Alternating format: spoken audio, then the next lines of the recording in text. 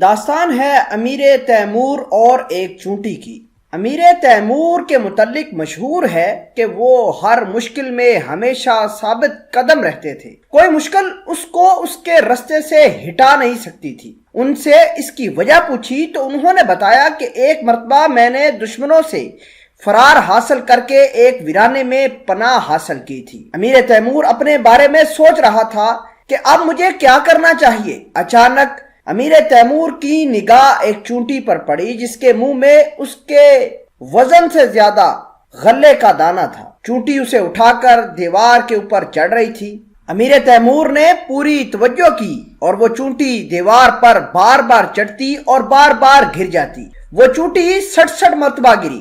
اس کے باوجود اس چونٹی نے ہمت نہ ہاری۔ آخرکار وہ دانہ لے کر چھت پر پہنچنے میں کامیاب ہو گئی۔ جب امیر تیمور نے اس چونٹی کا حوصلہ دیکھا تو اس کے اندر بھی غیرت جاگ اٹھی۔ پھر تیمور نے اپنے آپ سے کہا کہ اے تیمور، تو ایک چونٹی سے کم تر تو نہیں، اٹھ اور اپنے کام میں لگ جا۔